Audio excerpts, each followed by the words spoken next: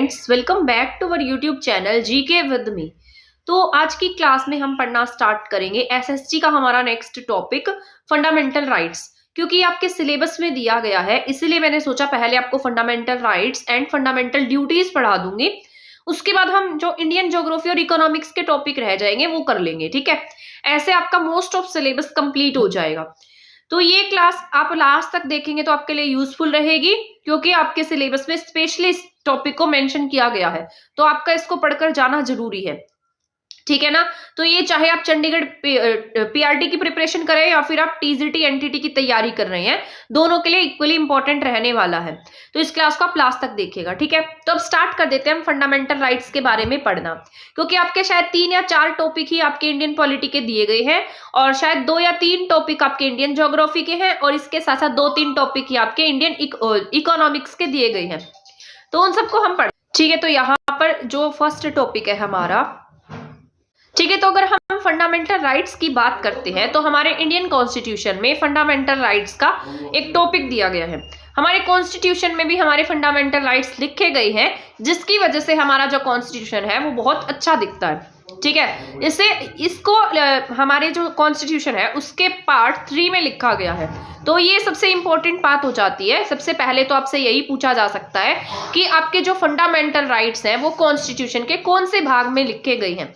तो ये भाग 3 में लिखा गया है, ठीक है। जैसे आपको पता है, हमने हमारा संविधान जो है, हमारा कॉन्स्टिट्यूशन है, उसको लिखते समय कुछ ना कुछ कहीं ना कहीं से ऐड किया था, जिस वजह से कई बार कुछ लोग क्रिटिसाइज करने के लिए क्या बोल देते हैं कि हमने हमारा जो कॉन्स्टिट्यूशन है वो उधार का कॉन्स्टिट्यूशन है।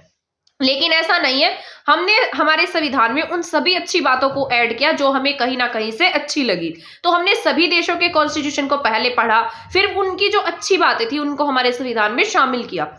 तो ऐसे ही आपके जो फंडामेंटल राइट्स है, तो हमने हमारे जो ये फंडामेंटल राइट्स है ये अमेरिका के संविधान से प्रेरित होकर अपने संविधान में शामिल किए हैं। तो आपसे पूछा जा सकता है कि जो फंडामेंटल राइट्स है, या फिर इसको अगर हम हिंदी में पढ़ते हैं तो मौलिक अधिकार, तो हमने हमारे मौलिक अधिकार जो है वो कहाँ से लिए हैं, तो ये लिए गए हैं अमेरिका से। अब आप इसको याद कैसे रखेंगे मैं आपको बताती हूँ।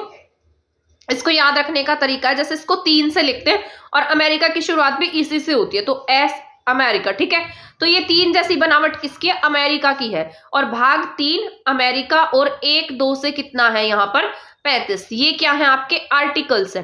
तो आपसे पूछा जा सकता है कौन से आर्टिकल में कौन से आर्टिकल से कौन से आर्टिकल तक आपके फंडामेंटल राइट्स के बारे में बताया गया है। तो आर्टिकल 12 से आर्टिकल 35 तक भाग 3 और अमेरिका से हमने फंडामेंटल राइट्स लिए हैं। जब आप इसको लिखकर देखेंगे तो इसकी बनावट 3 जैसी है अमेरिका की, तो हम यहाँ से फाइंड आउट कर सकते हैं कि हमने हमारे जो यहाँ पर फंडामेंटल राइट्स हैं वो अमेरिका से लिए हैं। अब 1-2-3 होता है और यहाँ पर ये 3 से ही स्टार्ट है, तो 1-2 यानी कि 12 से 35 तक। तो ये कुछ पॉइंट्स जो मैंने आपको बताए हैं। सबसे पहले आपको याद रखना है भाग 3 अमेरिका, उसके बाद आप याद रखेंगे आर्टिकल 12 से 35 तक क्या दिए गए हैं? आपके फंडामेंटल राइट्स दिए गए हैं, यानी कि आपके मौलिक अधिकार दिए गए हैं।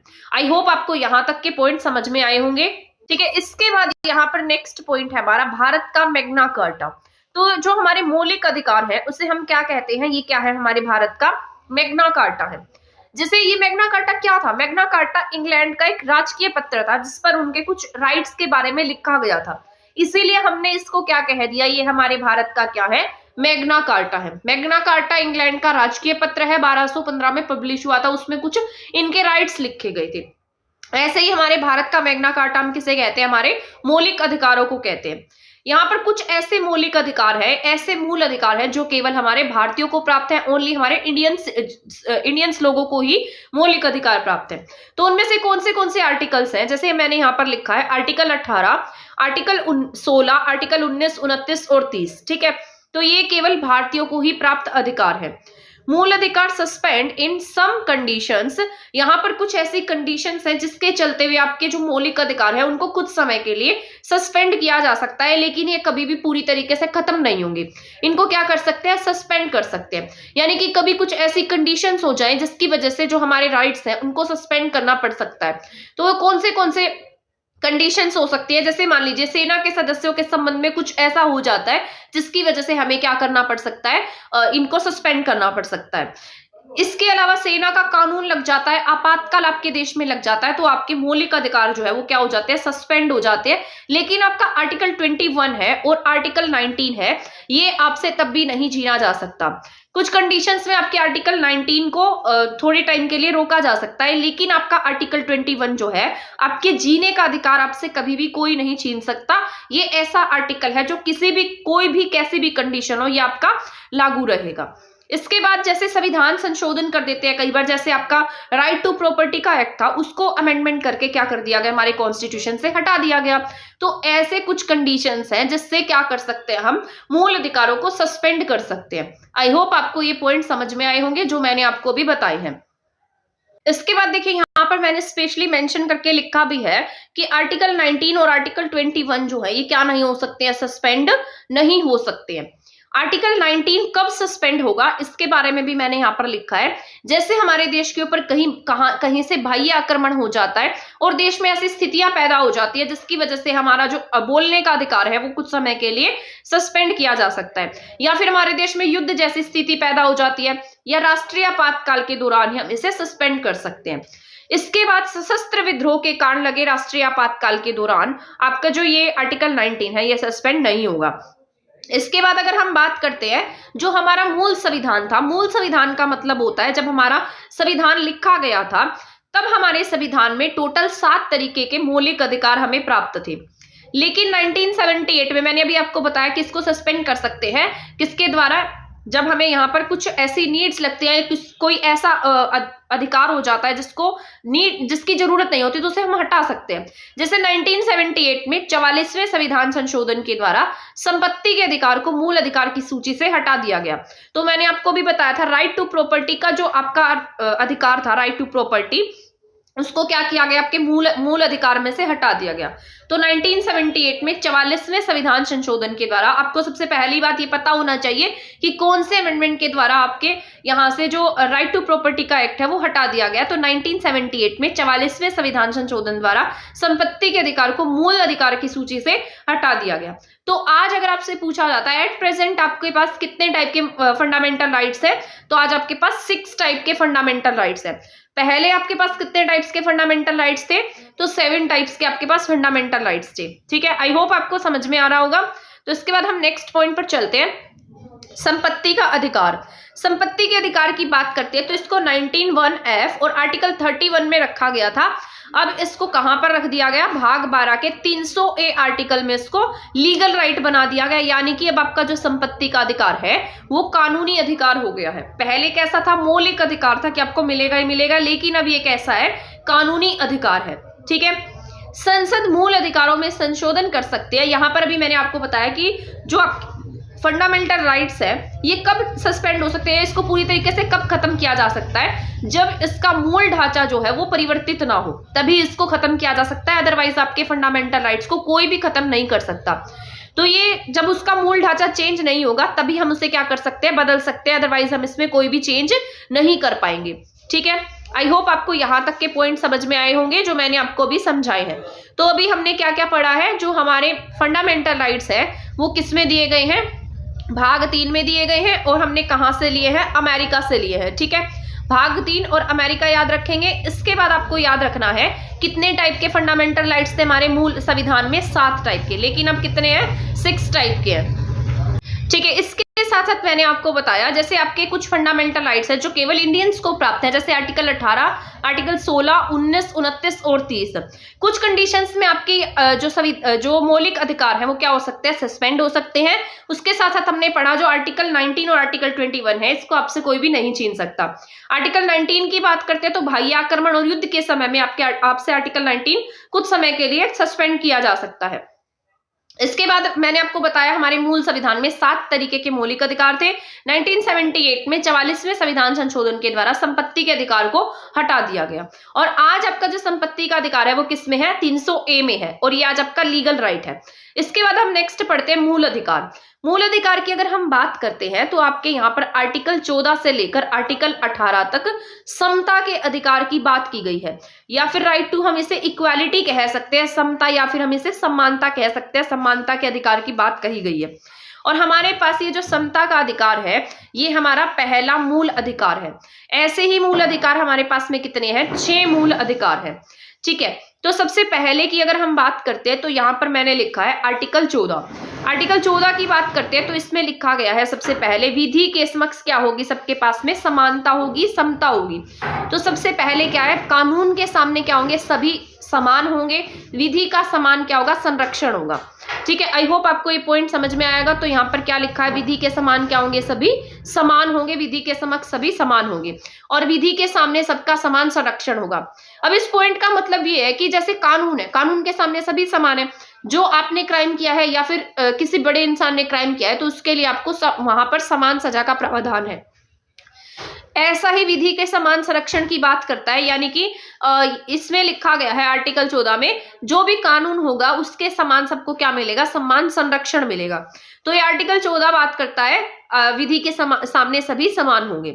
आर्टिकल 15 की अगर हम बात करते हैं तो राज्य या व्यक्ति द्वारा, ये इंपॉर्टेंट है, आपका मोस्ट इंपॉर्टेंट है। अगर आप इसको बहुत डिटेल से पढ़ते हैं तो ये बहुत लेंथी आर्टिकल्स है, बट आपके एग्जाम के पॉइंट ऑफ व्यू से आपसे केवल इतना ही पूछा जाएगा, तो आप इसको ध्यान से सुनते जाइएगा। अब अगर हम आर्टिकल 15 की बात करते हैं तो राज्य या व्यक्ति द्वारा व्यक्ति के साथ धर्म, जाति, वंश और लिंग के आधार पर क्या नहीं होगा? भेदभाव नहीं होगा। ठीक है, आई होप आपको समझ में आया होगा। राज्य के द्वारा या व्यक्ति के द्वारा किसी भी व्यक्ति के साथ हम कैसे भेदभाव नहीं कर सकते? जाति के आधार पर, धर्म के आधार पर, वंश के आधार पर और लिंग के आधार पर क्या नहीं कर सकते हैं? भेदभाव नहीं कर सकते। तो ये आपका आर्टिकल 15 है। इसके बाद अगर हम आर्टिकल 16 की बात करते हैं तो यहाँ पर आर्टिकल 16 जो है ये कहता है अवसर की समानता। सभी को क्या मिलेगी? अवसर की समानता मिलेगी। और ये आर्टिकल ओनली किसको प्राप्त है? इंडियंस के पास में ये अधिकार है। आर्टिकल 16 किसकी बात करता है? अवसर की समानता की। जैसे मान लीजिए आपकी सरकारी नौकरियों का फॉर्म आता है तो उसे क्या कर सकते हैं? सभी व्यक्ति समान रूप से भर सकते हैं। ठीक है, तो यहाँ पर क्या आपको पहले अवसर की समानता है कि आप क्या कर पाएंगे? उन फॉर्म्स को फिल कर पाएंगे। ठीक है, तो यहाँ पर यही बात क्या है? आर्टिकल 16 में लिखी गई है। अवसर की क्या है? समानता है। 16(4) की अगर हम बात करते हैं तो 16(4) में आरक्षण की बात कही गई है। आई होप आपको समझ में आ रहा होगा। इसके बाद अगर हम आर्टिकल 17 की बात करते हैं तो 17 में क्या है? अस्पृश्यता का अंत किया गया है। यानी कि आपको पता है जैसे आजादी से पहले हमारे यहाँ पर बहुत सारी ऐसी भावनाएं थी कि लोग जो है छुआछूत को, अस्पृश्यता को बहुत ज्यादा मानते थे। तो हमारे संविधान निर्माताओं को कहीं ना कहीं इस बात का आभास हुआ कि हमें हमारे संविधान में इसे भी ऐड करना चाहिए। तो उन्होंने क्या शामिल कर दिया कि अस्पृश्यता का क्या किया जाए? अंत किया जाए। और जो भी व्यक्ति अस्पृश्यता जैसे काम करता है उसके खिलाफ क्या होगी? कार्रवाई होगी अकॉर्डिंग टू एक्ट 1955। तो ये है आपका आर्टिकल 17। ठीक है, इसको आपको याद रखना है। इसके बाद अगर हम नेक्स्ट पॉइंट की बात करते हैं आर्टिकल 18। आर्टिकल 18 में क्या कही गई है? उपाधियों का अंत किया गया है। अब ये भी आपका बहुत ज्यादा जरूरी था। इसमें उपाधियों का अंत क्यों किया गया? क्योंकि कहीं ना कहीं जैसे पहले जो इंडियंस होते थे और जो साथ साथ ब्रिटिशर्स थे वो क्या करते थे? हमारे इंडियंस को उपाधियां देकर सम्मानित क्या करते थे और हमारे इंडियंस के बीच में ही फूट पड़वा देते थे। अब जब हमारे इंडियंस को उपाधियां मिल जाती थी तो वे अपने ही लोगों को छोटा समझने लगते थे, आपस में लड़ाइयां करते, उन्हें छोटा समझने लगते, उपाधियों से अपने आप को बड़ा समझने लगते। और ब्रिटिशर्स भी क्या करते? उनको उपाधियां देकर अपना मनमानी काम करवा लिया करते थे। तो हमारे जो संविधान निर्माता है उन्हें क्या फील हुआ कि उपाधियों का क्या कर देना चाहिए? अंत कर देना चाहिए। लेकिन अगर आपसे पूछा जाए भारत रत्न, पद्म भूषण, विभूषण, पद्मश्री ये किसमें शामिल नहीं है? उपाधियों में शामिल नहीं है। ये क्या है? हमारे पुरस्कार है। ठीक है, इनको हम उपाधियां नहीं मानेंगे। क्योंकि अगर मान लीजिए किसी भी व्यक्ति को भारत रत्न मिला है तो अपने नाम के आगे तो भारत रत्न लगाकर नहीं चलेगा। जैसे मान लीजिए पहले ये क्या उपाधि देते? सर की उपाधि देते थे, लॉर्ड की उपाधि देते थे, तो वो अपने नाम के आगे लगा लेते थे। लेकिन इनको ये कोई नाम के आगे तो नहीं लगा सकता। ये इस प्रकार हम क्या कह सकते हैं कि ये क्या नहीं है? उपाधियां नहीं है आर्टिकल 18 में। ठीक है, तो आर्टिकल 18 में किसकी बात कही गई है? उपाधियों के अंत की बात कही गई है। इसके बाद यहाँ पर अगर हम नेक्स्ट पॉइंट की बात करते हैं, ये हमारा स्वतंत्रता का अधिकार स्टार्ट हो जाता है। अभी मैंने आपको क्या पढ़ाया है? समता का अधिकार आर्टिकल 14 से आर्टिकल 18 तक। ठीक है, 14 से 18 तक का आर्टिकल हम पढ़े हैं समता का अधिकार। 14 में मैंने आपको बताया विधि के सामने सभी समान होंगे। आर्टिकल 15 में मैंने आपको बताया राज्य या व्यक्ति के द्वारा किसी भी व्यक्ति के साथ जाति के आधार पर, धर्म के आधार पर, वंश के आधार पर और लिंग के आधार पर, इन 4 आधारों पर क्या नहीं किया जाएगा? भेदभाव नहीं किया जाएगा। इसके बाद अगर हम नेक्स्ट पॉइंट की बात करते हैं आर्टिकल 16 की, 16 में क्या है, सबको अवसर की समानता है। इसके बाद मैंने आपको बताया आर्टिकल 17 में क्या है, असपृष्टता का अंत किया गया है। आर्टिकल 18 की अगर हम बात करते हैं तो उपाधियों का अंत है। आई होप 14 से 18 तक समता का अधिकार आपको समझ में आ गया होगा। इसके बाद अगर हम नेक्स्ट पॉइंट की बात करते हैं, ये आपका मोस्ट इंपॉर्टेंट है, स्वतंत्रता का अधिकार। 6 टाइप्स किसमें फ्रीडम दी गई है, आर्टिकल 19 में आपको 6 प्रकार की स्वतंत्रता दी गई है। अगर हम इसमें बात करते हैं तो इसमें आर्टिकल 19 से 22 तक जो है वो किसके बारे में बताता है, स्वतंत्रता के अधिकार के बारे में बताता है। स्वतंत्रता के अधिकार की अगर हम बात करते हैं तो 6 टाइप्स के क्या है हमारे पास में, फ्रीडम है, और ये किसके बारे में बताएगा, आर्टिकल 19 के बारे में बताता है। ठीक है, तो अगर हम इसकी बात करते हैं तो आर्टिकल 19 जो है, article 19A, 19B, 19C, 19D, E और G, ये आपको याद रखना है, ये इंपॉर्टेंट है। अगर हम आर्टिकल 19A की बात करते हैं तो सबसे पहले ए में क्या है, आपके अभिव्यक्ति की स्वतंत्रता है। आप अपनी बात जो है बिल्कुल रिस्पेक्टफुली किसी के भी सामने अपनी बात कह सकते हैं। तो आर्टिकल 19 में क्या आता है, अभिव्यक्ति की स्वतंत्रता है, स्पीच की फ्रीडम है, आप कुछ भी बोल सकते हैं। तो ये क्या है आपके पास में, आर्टिकल ए है। इसके बाद 19A है। 19B की बात करते हैं तो आप कहीं पर भी शांतिपूर्ण सम्मेलन आयोजित कर सकते हैं। 19C की बात करते हैं तो संघ बना सकते हैं, यूनियंस बना सकते हैं, ग्रुप्स बना सकते हैं। अगर हम 19D की बात करते हैं तो डी में लिखा है कि आप पूरे भारत में कहीं पर भी आ जा सकते हैं। 19E की बात करते हैं तो आप कहीं पर भी निवास कर सकते हैं, कहीं पर भी अपना रेजिडेंस बना सकते हैं। अगर हम 19G की बात करते हैं तो आपका जो मन आता है वो आप प्रोफेशन कर सकते हैं, कोई भी रोजगार कर सकते हैं। तो ये क्या है, आपके स्वतंत्रता का अधिकार है, जिसमें से 19 के कुछ पार्ट्स हैं। अब आप इसको याद कैसे रखेंगे मैं बताती हूँ। ए में क्या है, सबसे पहले हमारे पास क्या होना चाहिए, बोलने का अधिकार होना चाहिए। तो ए में क्या है हमारे पास, ए से अभिव्यक्ति है। ठीक है, बी में क्या है, बी में आप शांतिपूर्ण सम्मेलन कर सकते हैं। ठीक है, सी की बात करते हैं तो सी जैसा क्या है, संघ। सी में क्या बना सकते हैं आप, संघ बना सकते हैं। सी से क्या बनेगा, संघ बनेगा। अब डी की बात करते हैं तो डी को आप ऐसे याद रखना, डी से क्या बनता है, दिल्ली बनता है, और दिल्ली में बहुत ज्यादा क्राउडेड एरिया है। ठीक है, तो यहाँ पर क्या आवागमन बहुत ज्यादा है। तो 19D में अगर हम इसको याद करने का तरीका बताती हूँ तो यहाँ पर आर्टिकल 19D जो है, डी से क्या बनता है, डी से दिल्ली होता है, और दिल्ली में क्या रहता है, आवागमन बहुत ज्यादा रहता है, बहुत ज्यादा क्राउडेड एरिया है। तो 19D में क्या है, और यहाँ पर आवागमन की बात कही गई है। ई में देखो, ई में क्या होगा, रेजिडेंस। ठीक है, रेजिडेंस में भी ये आता है, और ई में क्या होगा हमारे पास में, रेजिडेंस होगा। तो ई से क्या बनेगा, निवास बनेगा, यानी कि रेजिडेंस बनेगा। अगर हम 19G की बात करते हैं तो जो जी में आता है आप वो क्या कर सकते हैं, रोजगार कर सकते हैं। ठीक है, तो ये तीनों आपको अच्छे से याद हो गए होंगे। डी में दिल्ली, दिल्ली में क्या रहता है, आवागमन। ई में क्या है, निवास है, रेजिडेंस है। इसके बाद अगर हम जी की बात करते हैं तो 19G में क्या है, जो जी में आए आप क्या कर सकते हैं, प्रोफेशन कर सकते हैं। ठीक है, जो जी में आए आप रोजगार कर सकते हैं। तो ये आपके 19 आर्टिकल है, इसके सब पार्ट्स भी आपको याद होने चाहिए। तो 19A, 19B, 19C, D, E और G, आई होप आपको याद हो गए होंगे। 19 में क्या है, स्वतंत्रता के अधिकार की बात कही गई है, जो आपके राइट टू स्पीच की बात करता है, शांतिपूर्ण सम्मेलन की बात करता है, संघ बनाने की आजादी देता है, आपको आवागमन की आजादी देता है, कहीं पर भी निवास करने की आजादी देता है, और साथ साथ जो जी में आए आपको क्या कर सकते हैं, प्रोफेशन कर सकते हैं। ठीक है, इसके बाद अगर हम आर्टिकल 20 की बात करते हैं तो आर्टिकल 20 में लिखा गया है, अपराधों के लिए दोष सिद्धि के संबंध में क्या मिलेगा, संरक्षण मिलेगा।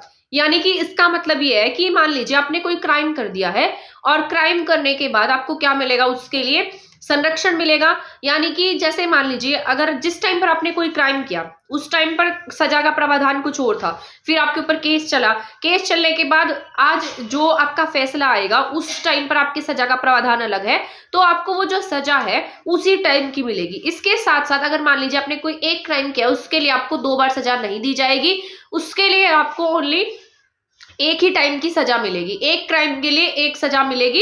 इसमें दोहरे दंड से बचाव किया गया है। तो आर्टिकल 20 किसके बारे में बताता है, अपराधों के लिए दोष सिद्धि के संबंध में संरक्षण की बात करता है। ठीक है, इसके बाद अगर हम आर्टिकल 21 की बात करते हैं तो 21 जो है वो जीने के अधिकार की बात करता है। इसके साथ साथ आपके प्राण और दैहिक स्वतंत्रता की बात करता है। आपसे आपके सांस लेने के अधिकार को कोई नहीं छीन सकता, आपके प्राणों को आपसे कोई नहीं छीन पाएगा, और आपसे दैहिक स्वतंत्रता आपसे कोई नहीं नहीं छीन सकता। आपका जो मन करता है आप कपड़े पहन सकते हैं, जहां मन करता है सांस, जहां दिल करता है सांस ले सकते हैं। ये तो नहीं है ना कि आपसे सांस लेने का अधिकार कोई छीन लेगा। और निजता के अधिकार की बात है, आपकी राइट टू प्राइवेसी का अधिकार क्या देता है, आर्टिकल 21 देता है, आपसे आपकी प्राइवेसी कोई भी नहीं छीन पाएगा। ठीक है, तो ये आर्टिकल 21 में लिखा गया है। इसके बाद इसमें ही इसी में ऐड किया गया है 21A, जो एलिमेंट्री एजुकेशन की बात करता है, राइट टू एजुकेशन की बात करता है। ठीक है, 6 to 14 एज के बच्चों के लिए क्या होगा, राइट टू एजुकेशन होगा। ये किस में लिखा गया, 21A में लिखा गया है। इसके बाद अगर हम नेक्स्ट पॉइंट की बात करते हैं, आर्टिकल 22। आर्टिकल 22 जो है ये क्या करता है, निवारक निरोध की बात करता है, प्रिवेंटेटिव डिटेंशन की बात करता है। ठीक है, तो इसको याद रखना है, 22 में क्या है, निवारक निरोध की बात कही गई है, प्रिवेंटेटिव डिटेंशन की बात कही गई है। इसके बाद हम नेक्स्ट पॉइंट पर चलते हैं। यहां तक आपके जो मैंने बताया था 19 से 22 तक क्या है आपके पास में, स्वतंत्रता का अधिकार है। ठीक है, और उससे पहले मैंने आपको बताया था 14 आर्टिकल से लेकर 18 आर्टिकल तक आपके पास में क्या है, समता का अधिकार है। ठीक है, आई होप आपको ये दो राइट्स जो मैंने बताए हैं ये आपको अब समझ में आ गए होंगे। इसके बाद हमारा तीसरा मौलिक अधिकार जो है वो किसकी बात करता है, शोषण के विरुद्ध अधिकार की बात करता है। आर्टिकल 23 और 24 जो है वो क्या है, शोषण के विरुद्ध अधिकार की बात करते हैं। अगर हम आर्टिकल 23 की बात करते हैं तो इसमें ब्लाद-शर्म, मानव के दुराचार और बंधुआ मजदूरी पर क्या लगाई गई है, रोक लगाई गई है। तो आर्टिकल 23 आपका इसलिए इंपॉर्टेंट हो जाता है, क्या इसमें ब्लाद-शर्म, मानव के दुराचार और बंधुआ मजदूरी। आपने देखा होगा कि पहले जो भी ये जो जमींदार वगैरह होते थे ये क्या करते थे, बहुत कम पैसों पर क्या दिया करते थे, मतलब उन्हें थोड़ी रकम देकर बहुत ज्यादा ब्याज वसूल लेते थे। और जब कोई ब्याज नहीं दे पाता था या फिर अपने पैसे पूरे नहीं दे पाता था तो उसे क्या बना लेते थे, बंधुआ मजदूर बना लिया करते थे। तो हमारे संविधान निर्माताओं ने इसमें क्या ऐड कर दिया कि बंधुआ मजदूरी पर क्या होगी, रोक होगी। कोई भी व्यक्ति किसी भी दूसरे व्यक्ति को क्या नहीं कर पाएगा, बंधुआ मजदूरी नहीं करा पाएगा। तो ये किसमें लिखा गया है, आर्टिकल 23 में लिखा गया है।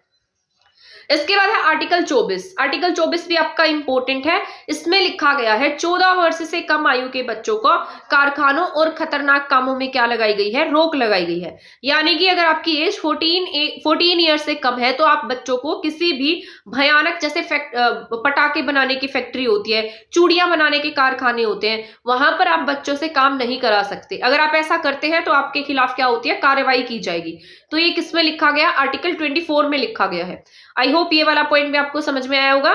तो ये दो आर्टिकल जो है ये किसके बारे में बताते हैं, शोषण के विरुद्ध अधिकार के बारे में बताते हैं। तो यहां तक मैंने आपको 3 अधिकारों के बारे में बता दिया है। पहला मैंने आपको समता का अधिकार बताया, दूसरा मैंने आपको फ्रीडम, स्वतंत्रता का अधिकार बताया, तीसरे राइट की अगर हम बात करते हैं तो तीसरा अधिकार मैंने आपको बताया है शोषण के विरुद्ध अधिकार। अब हम फोर्थ जो हमारा राइट है, धर्म की स्वतंत्रता का अधिकार। ठीक है, इसके बारे में भी पढ़ लेते हैं। ये बात करता है आर्टिकल 25 से आर्टिकल 28 की। अगर हम आर्टिकल 25 की बात करते हैं तो यहाँ पर लिखा गया है, धर्म को मानने, प्रचार और प्रसार करने की आपके पास क्या होगी, स्वतंत्रता होगी। आप अपने धर्म का प्रचार कर सकते हैं, प्रसार कर सकते हैं, आप किसी भी धर्म को मान सकते हैं। ठीक है ना, तो ये किस में लिखा गया है, आर्टिकल 25 में लिखा गया है। आपसे कोई जबरदस्ती नहीं करेगा किसी भी धर्म को मनवाने के लिए। तो ये क्या है, आपका धर्म की स्वतंत्रता का अधिकार है। किसमें है, आर्टिकल 25 में है। इसके बाद अगर हम आर्टिकल 26 की बात करते हैं तो आप क्या कर सकते हैं, धार्मिक स्थलों का क्या कर सकते हैं, मैनेजमेंट करने का आपके पास क्या होगा, अधिकार होगा। आर्टिकल 27 की अगर हम बात करते हैं तो धर्म की वर्दी पर कोई भी क्या नहीं लिया जाएगा, टैक्स नहीं लिया जाएगा। तो आर्टिकल 27 इसलिए इंपॉर्टेंट हो जाता है, इसमें क्या है, कोई भी टैक्स नहीं होगा धर्म की वृद्धि पर। यानी कि अगर आप अपने धर्म का प्रचार करते हैं, प्रसार करते हैं, अपने धर्म को आगे बढ़ाना चाहते हैं तो इसका मतलब ये नहीं होगा कि गवर्नमेंट उस पर कोई टैक्स लेगी। ठीक है, तो आर्टिकल 27 क्या बताता है, धर्म की वृद्धि पर कोई भी टैक्स नहीं होगा। आर्टिकल 28 की बात कर लेते हैं तो स्कूल में, कॉलेज में जबरदस्ती आपसे कोई भी धार्मिक ग्रंथ नहीं पढ़ाया जाएगा। तो ये भी इंपॉर्टेंट है। आर्टिकल 28 में क्या लिखा है, ये आपका फंडामेंटल राइट है कि आपसे स्कूल, कॉलेज में जबरदस्ती धार्मिक ग्रंथ नहीं पढ़ाए जाएंगे। ठीक है, तो ये था आपका यहाँ पर धार्मिक स्वतंत्रता का अधिकार। आपके पास पूरी फ्रीडम है कि आप किसी भी धर्म को मान सकते हैं, उसका प्रचार कर सकते हैं, अपने धर्म के लिए मैनेजमेंट कर सकते हैं। ठीक है, और धर्म की वृद्धि पर आपसे कोई टैक्स नहीं लिया जाएगा। आई होप आपको ये वाला राइट जो मैंने बताया है वो समझ में आ गया होगा। इसके बाद हम नेक्स्ट हमारे 5th फंडामेंटल राइट्स पर चलते हैं। तो इसका नाम है संस्कृति और शिक्षा का अधिकार। ये अल्पसंख्यकों की बात करता है, तो अल्पसंख्यकों के लिए अधिकार दिए गए हैं 29 और 30। आर्टिकल 29 जो है ये क्या कहता है, अल्पसंख्यकों के हितों का संरक्षण करता है। यानी कि आपको पता है यहाँ हमारे देश में हिंदू धर्म को छोड़कर जितने भी धर्म है वो सभी क्या है, अल्पसंख्यक है। तो वहां पर क्या कहा गया, अल्पसंख्यकों के हितों का संरक्षण किया गया है। बट कुछ एरिया ऐसे भी है जहां पर आपको देखने को मिलेगा, मतलब वहां पर जो मतलब दूसरी कम्युनिटी ज्यादा हो जाती है, तो वहां पर हिंदू धर्म कई बार क्या बन जाता है, अल्पसंख्यक बन जाता है, तो उनके पास भी क्या होगा, अधिकार होगा। तो ये सभी अल्पसंख्यकों के हितों के संरक्षण की बात करता है। तो यहाँ पर जितने भी अल्पसंख्यक हैं वो अपने जो राइट्स हैं उनके संरक्षण के लिए कोई भी कार्य कर सकते हैं। आर्टिकल 30 की बात करते हैं, तो 30 में क्या लिखा गया है, अल्पसंख्यक वर्गों को शिक्षा संस्थानों की स्थापना करने का क्या होगा, अधिकार होगा।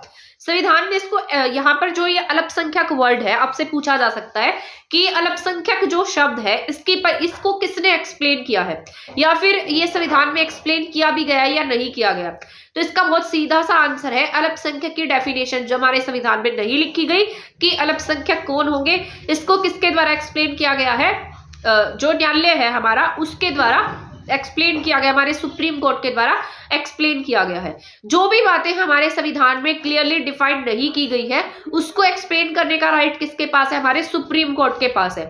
तो अल्पसंख्यक वर्गों को शिक्षा संस्थाओं की स्थापना करने का राइट है, वो चाहे आप धार्मिक स्तर पर कर सकते हैं और भाषाई स्तर पर, दोनों ही स्तर पर हो सकता है ये। तो आर्टिकल 30 क्या कहता है, अल्पसंख्यक वर्गों को शिक्षा संस्थाओं की स्थापना का राइट होगा, फिर चाहे वो धार्मिक स्तर पर हो चाहे भाषाई आधार पर हो। ठीक है, आई होप आपको यहाँ तक के जो राइट्स मैंने बताए ये समझ में आए होंगे। तो अभी हमने आर्टिकल 29 और आर्टिकल 30 पढ़ा है, जिसमें किसकी बात कही गई है, अल्पसंख्यकों के हितों की बात कही गई है, और साथ साथ अल्पसंख्यक वर्गों के शिक्षण संस्थानों की बात कही गई है। ये अपनी भाषा, लिपि, इन सब के लिए भी काम कर सकते हैं। और जैसे मदरसे, कई आपने देखा होगा कहीं पर चर्च खुल जाता है, कहीं पर मदरसे होते हैं जहाँ पर ये शिक्षा देते हैं, तो ये क्या है, अल्पसंख्यकों का अधिकार है, वहां पर ये क्या दे सकते हैं, शिक्षा दे सकते हैं। तो ये हो जाता है आपका यहाँ पर 5th फंडामेंटल राइट खत्म। इसके बाद 6th fundamental right most important है, जिसको हम पढ़ते हैं आर्टिकल 32 के नाम से। आर्टिकल 32 की अगर हम बात करते हैं तो इसे क्या कहा जाता है, संवैधानिक उपचारों का अधिकार कहा जाता है, जिसे कहा जाता है कॉन्स्टिट्यूशनल रेमेडीज। यही संविधान का हृदय भी कहा जाता है, हार्ट ऑफ कॉन्स्टिट्यूशन इसे ही कहा जाता है। ठीक है, तो ये आपका इंपॉर्टेंट है, आर्टिकल 32 संवैधानिक उपचारों का अधिकार या फिर हार्ट ऑफ कॉन्स्टिट्यूशन।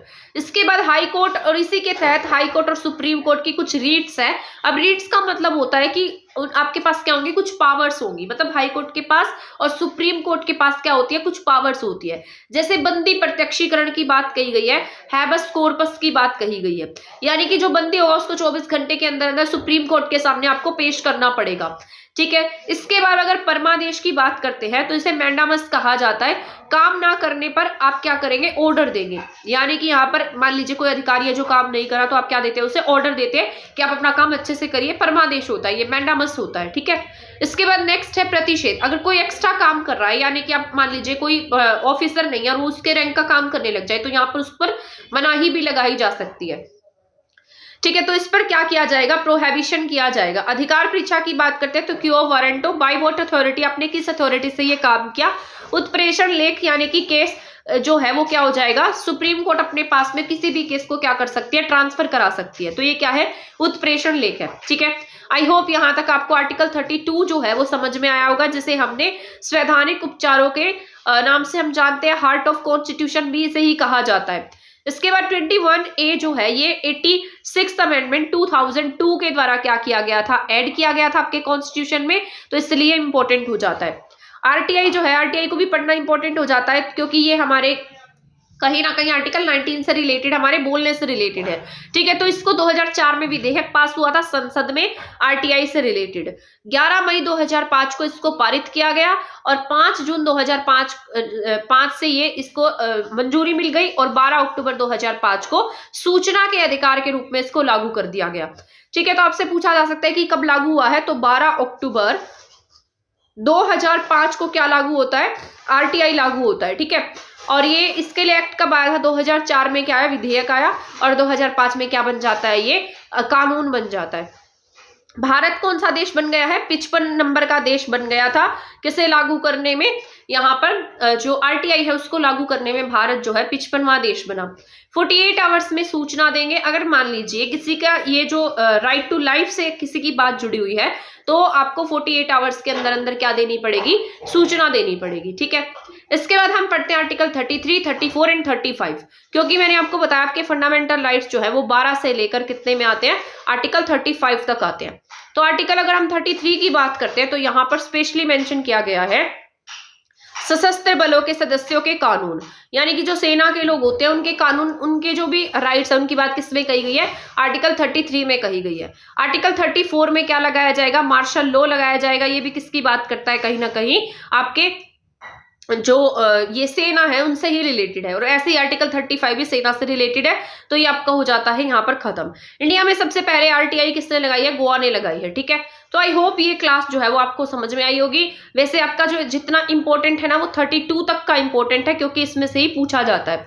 और अगर हम 12 और 13 की बात करते हैं तो यहाँ पर ये इतने ज्यादा इंपॉर्टेंट नहीं है, आपको 14 से ही पढ़ना होता है। ठीक है, क्योंकि यहीं से ही आपके फंडामेंटल राइट स्टार्ट हो जाते हैं, तो ये आपको पढ़ना पड़ेगा। ये आपका इंपॉर्टेंट है, जितना मैंने आपको बताया है आप सारा का सारा याद रख लीजिएगा, सारा का सारा अच्छे से पढ़ लीजिएगा।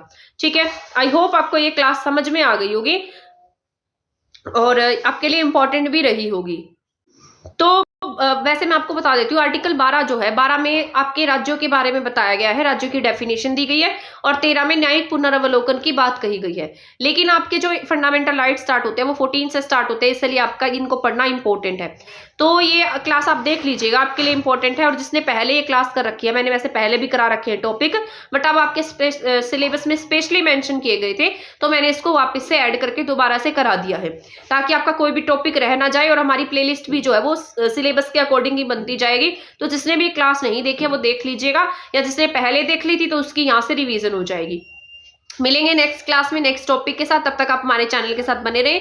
चैनल को सब्सक्राइब नहीं किया तो प्लीज सब्सक्राइब कर देना, और वीडियो को शेयर नहीं किया तो प्लीज इसे शेयर भी कर दीजिएगा। तब तक के लिए थैंक यू, धन्यवाद।